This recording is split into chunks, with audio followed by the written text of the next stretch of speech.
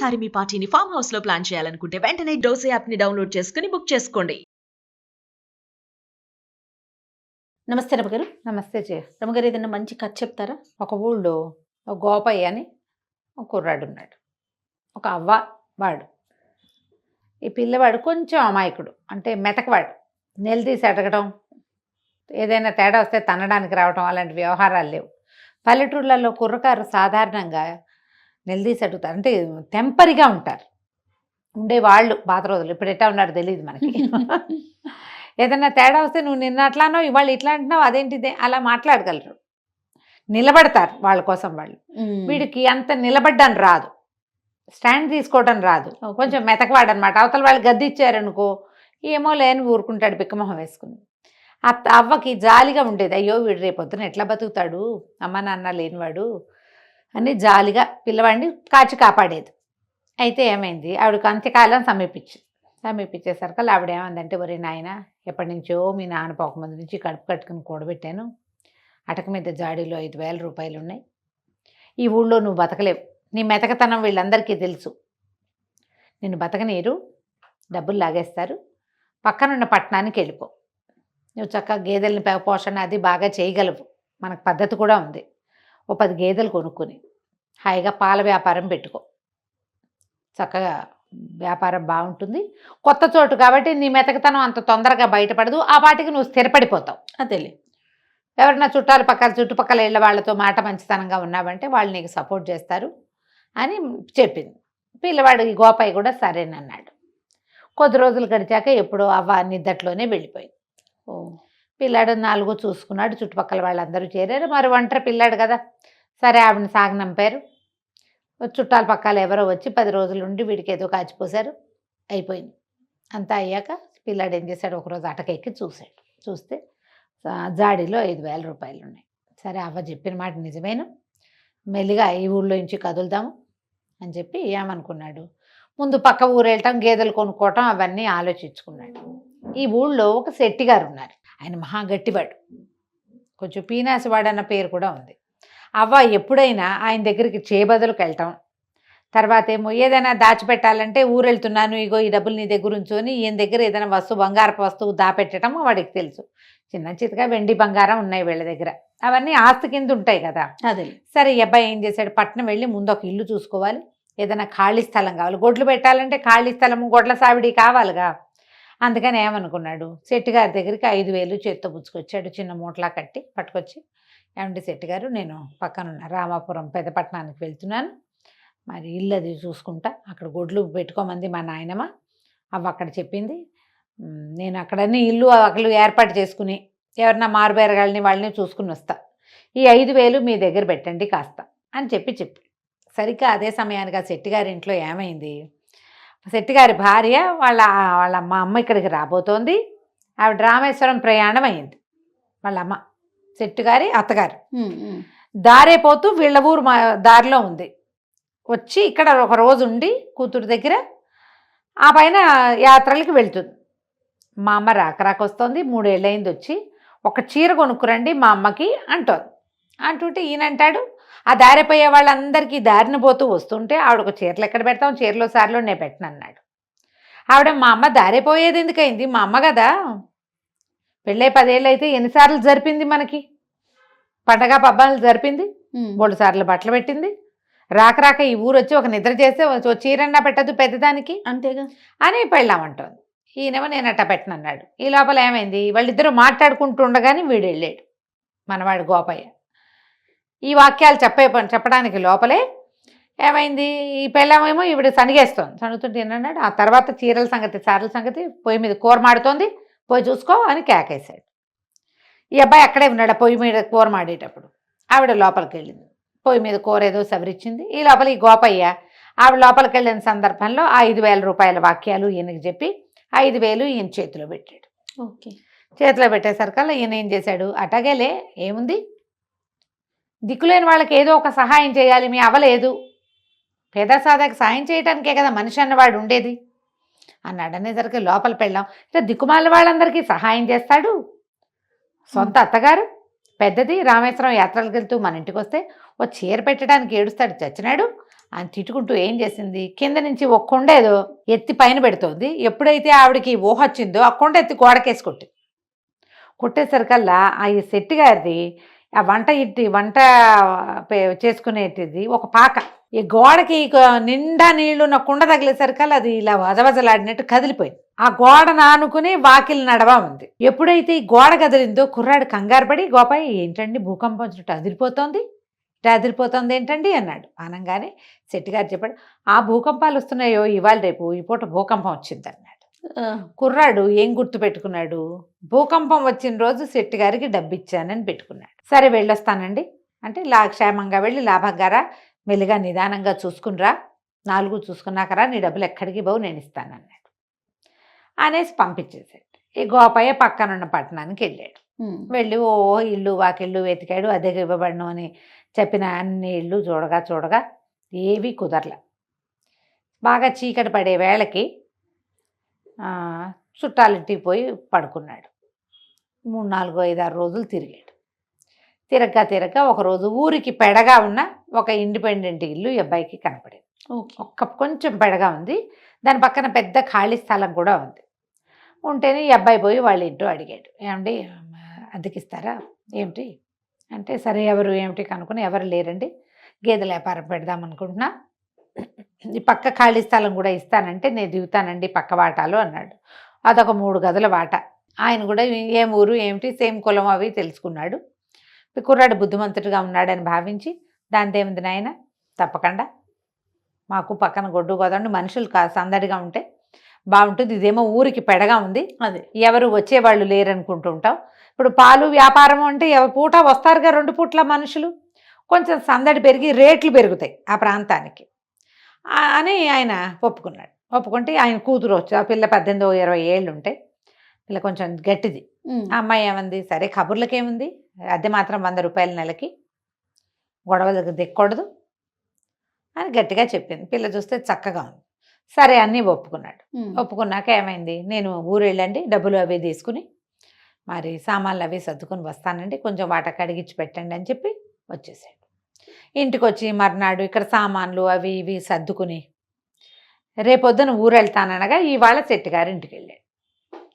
శెట్టి గారు నమస్కారం అండి, రామాపురంలో అన్నీ ఏర్పాటు చేసుకొచ్చాను, మరి గేదెల బేరగాళ్ళు కూడా దొరికారు, ఒక 8 గేదెలకు బేరమైందండి, మీరు డబ్బు ఇప్పిస్తే నేను వెళ్ళి పని చేసుకుంటానండి, రేపు వెళ్ళిపోతున్నానండి అన్నాడు. ఎంత కావాలో అని అడిగాడు ఆయన. ఎంత కావాలి ఏంటండి, నేను మీ దగ్గర పెట్టిన డబ్బు ఇచ్చేయండి అన్నాడు. నువ్వు నా దగ్గర ఏం పెట్టావు అన్నాడు ఆయన.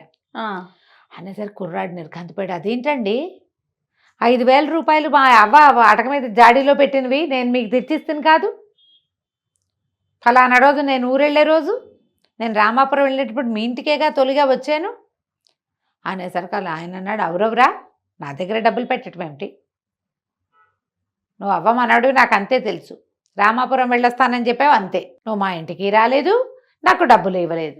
కాదండి ఆ రోజు భూకంపం వచ్చిన రోజు అండి అన్నాడు. భూకంపం రావటం ఏమిటి అని ఆయన కేకలు పెట్టాడు. చుట్టుపక్కల అందరూ చేరారు. వీడు మెల్లిగా మాట్లాడుతున్నాడు. డబ్బులు తీసుకునే వాళ్ళు గట్టిగా ఎందుకు అరుస్తారు, డబ్బులు ఉన్నాయని అందరికీ తెలిసిపోతుంది, అదే కదా, ఇవ్వదలుచుకోని వాడు ఎంతైనా అరుస్తాడు అంతే. ఆయన పెద్ద పెద్ద కేకలు పెట్టాడు. చుట్టుపక్కల 5-6 గురేళ్ల వాళ్ళు చేరారు. పల్లెటూళ్ళు ఏమిటి దగ్గరగా ఉంటాయి ఇళ్ళు, ఏమిటి అన్నారు. వీడు చూడండి అవగారు మనవడు గోపయ్య భూకంపం వచ్చిన రోజు నాకు డబ్బు ఇచ్చానంటాడు, భూకంపం ఎక్కడొచ్చింది మన ఊళ్ళో అనేసరికి అందరూ కేకలేశారు. అదేమిట్రా అబ్బాయి మతిపోయినట్టు మాట్లాడుతావు, భూకంపం ఎప్పుడు వచ్చిందంటే, వచ్చిందండి ఆ రోజు భూకంపం అంటాడు. ఏం కలగన్నావో అని అందరూ ఎక్కిరిచ్చారు.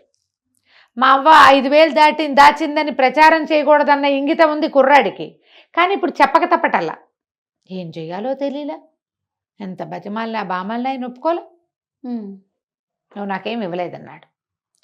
అనేసరికి ఇక ఏం చేస్తాడు, ఏడుపు మొహంతో వెనక్కి తిరిగి వెళ్ళిపోయాడు. ఇంక ఇప్పుడు ఏం చేస్తాడు, పట్నం వెళ్ళి మళ్ళీ సాయంకాలం కాళ్ళు ఈడ్చుకుంటూ పట్టణానికి వెళ్ళాడు. వెళ్ళి వాళ్ళ ఇంట్లో చెప్పాడు.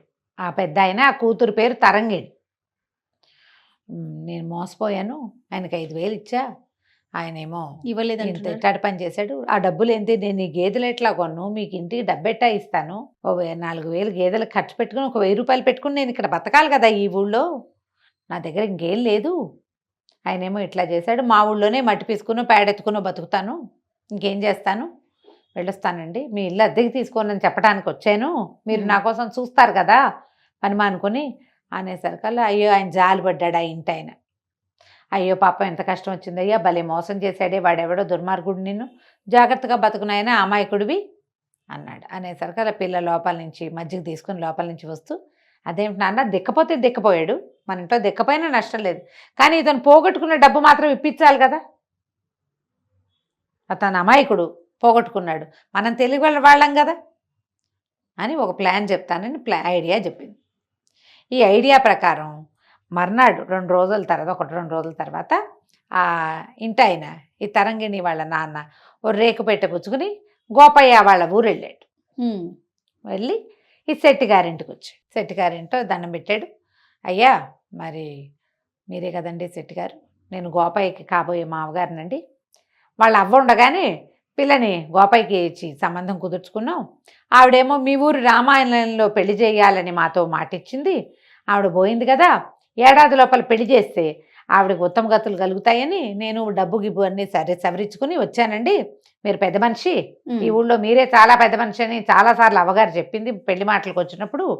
ఈ పెట్టెలో 60,000 ఉన్నాయండి, రేకు పెట్టె ఒకటి తెచ్చాడు, ఆ పెట్టెలో 60,000 ఉన్నాయి, పెట్టె మీ దగ్గర ఉంచండి, ఎందుకంటే నేను ఈ ఊరు వాడిని కాదు, ఇక్కడ ఏర్పాట్లు చేయాలి, వంట వాళ్ళని మాట్లాడుకోవాలి, పురోహితుడిని మాట్లాడాలి, సన్నాయి వాళ్ళని మాట్లాడాలి, 4 ఏర్పాటు చేసుకోవాలి కదా, రామాలయంలో చెప్పాలి, ఇవన్నీ ఉన్నాయి, ఈ డబ్బులు పుచ్చుకుని ఊరంతా నేను తిరగలేను, నాకు ఇక్కడ ఇంకో ఆనుపాను లేదు, మీరు మహానుభావులని చాలా పెద్ద మనిషి అని నేను విన్నాను, ఈ 60,000 రూపాయలు పెట్టే మీ ఇంట్లో ఉంచండి, ఓకే, వీళ్ళు వెంబడి 1000 చొప్పున తీసుకుంటా అని చెప్పంగానే ఆయనకు సాహస వచ్చేసింది. ఇంతకుముందు అప్పనంగా 5,000 నొక్కేశాడు, 60,000 పిచ్చి గోపయ్య వాడి వల్లే మళ్ళీ డబ్బులు వస్తున్నాయి అనుకొని సరేనన్నాడు. సరేనని ఏమేవ్ పెద్ద మనిషికి మజ్జిగ పట్టరా అంటే వాళ్ళ ఆవిడ మజ్జిగ చిప్పుకుంటుంది. ఈ లోపల ఏమైంది, చటుక్కున గోపయ్య వచ్చాడు.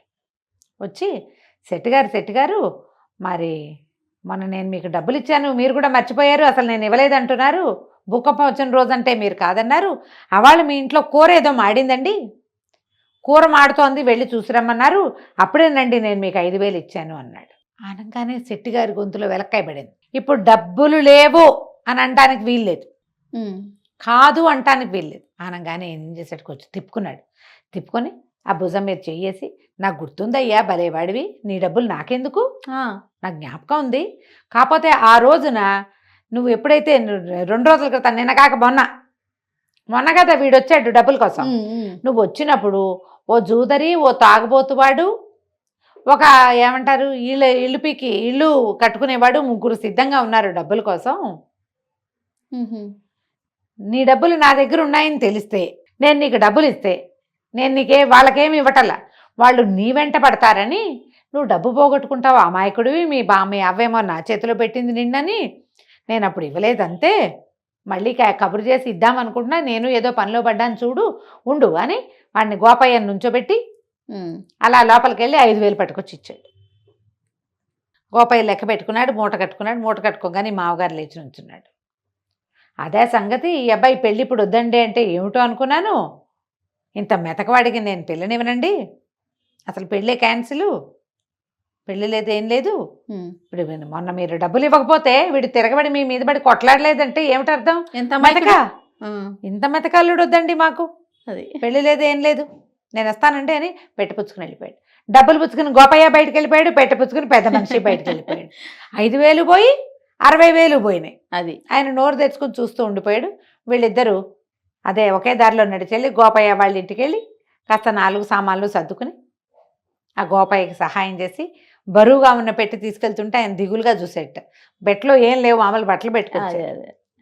పట్నం వెళ్ళిపోయారు. పట్నం వెళ్ళాక సరే ఆయన చాలా సంతోషించాడు గోపయ్య, మీ వల్ల నేను డబ్బులు తీసుకోగలిగాను, నాకు ఆ తెలివితేటలు లేవు, అన్యాయం అయిపోయేవాడిని అని చెప్పి ఆ గేదెలు అవి ఏర్పరచుకున్నాడు. ఆయన అన్నాడు, దానిదేముంది నాయన, మెతక వాళ్ళకి ఎప్పుడు పక్కన తెలివైన వాళ్ళు ఉండాలి, మెతకవాడు మెతకగా ఉండటంతో పాటుగా పక్కవాడి తెలివితేటలు ఒప్పుకోవాలి, నువ్వు ఒప్పుకున్నావు కాబట్టి ఈ పని అయింది, అంతేగా, మీకెందుకు అనలా నువ్వు అంటే రాకపోను, అలాగే నువ్వు జీవితాంతం మా సలహా సంప్రదింపు వింటానంటే లక్షణంగా మా పిల్లని పెళ్లి చేసుకో, గేదెల వ్యాపారం పెట్టు, మా అమ్మాయి పై ఎత్తున అన్నీ చూసుకుంటుంది, పని నువ్వు చేయి, పై ఎత్తున పాప చూసుకుంటుంది, హాయిగా ఇద్దరు చిలక గోరింకలాగా నాకంటుకుందే ఉంటారంటే సంతోషించాడు గోపయ్య. వాళ్ళ అవ్వ అన్నగా అనుకున్నట్టుగానే వీడు ఒక తెలివైన వాళ్ళ సాంగత్యంలో ఉండి హాయిగా ఉన్నాడు. కథ కంచికి మనం ఇంటికి. చూడండి, తెలివితేటలు అందుకే ఎవరి సొత్తు కాదు.